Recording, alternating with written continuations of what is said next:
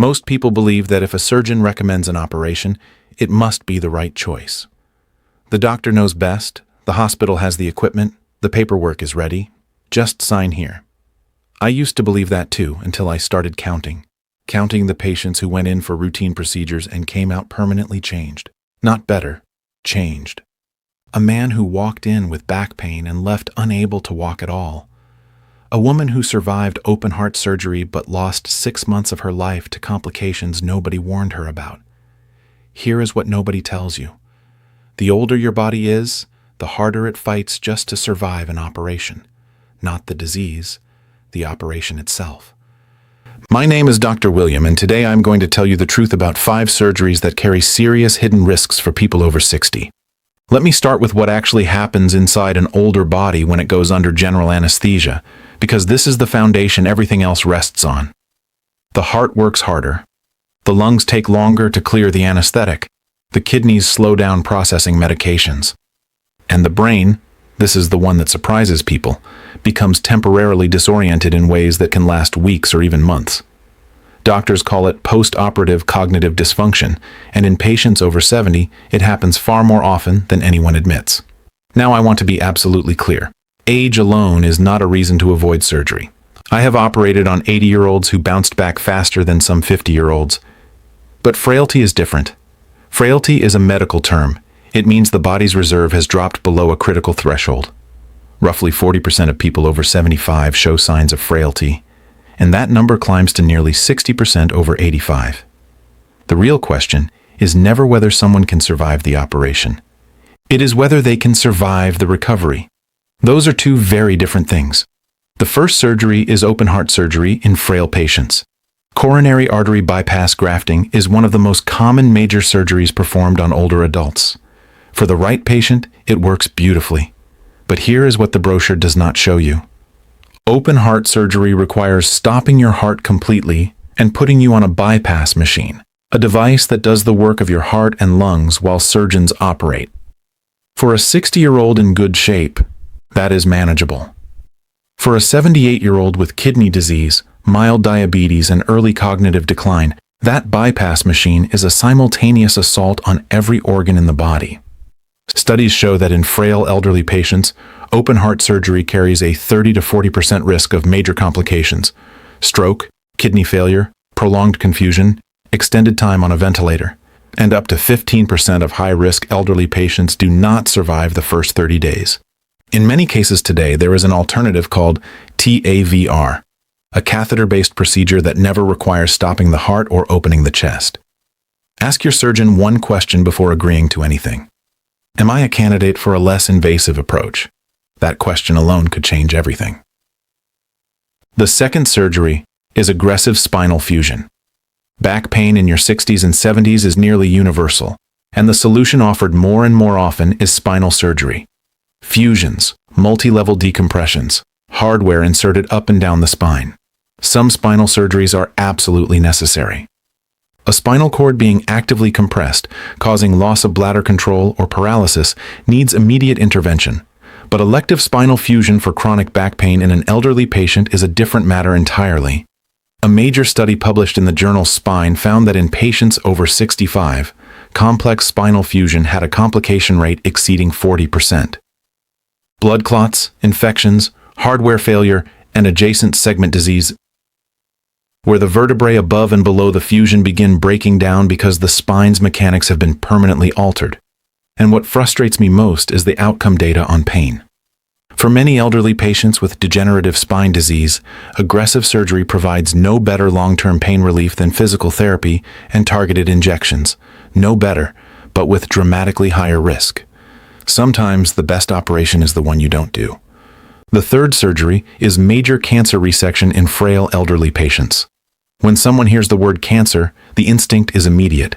Cut it out, remove it, get rid of it. I understand that completely, but the goal of treatment is not simply to remove the tumor. The goal is to give the patient more good years of life. And sometimes major surgery in a frail elderly patient does the opposite. The Whipple procedure for pancreatic cancer is one of the most complex operations in medicine. 6 to 10 hours, removing the head of the pancreas, part of the small intestine, the gallbladder, part of the bile duct. In an 80-year-old with heart disease and reduced kidney function, the surgery may technically succeed and the patient may still pass away within weeks, not from cancer, but from the operation itself. A landmark study from the American College of Surgeons found that nearly 1 in 5 elderly cancer patients who underwent resection experienced failure to rescue, meaning a complication occurred that the weakened body simply could not survive. Ask your oncologist directly. If we don't operate, what does watchful waiting, radiation, or targeted therapy look like for someone my age and health status?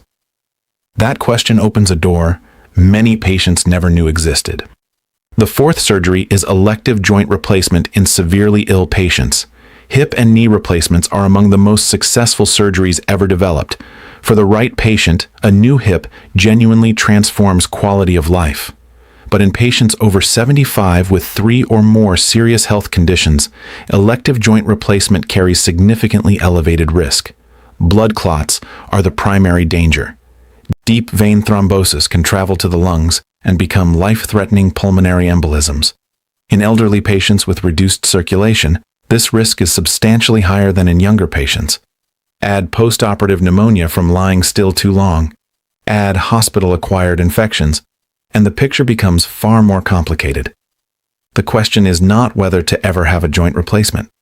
The question is whether your body is in the best possible condition right now. Optimizing blood pressure, blood sugar, weight, and cardiovascular health before elective surgery can reduce complication rates dramatically.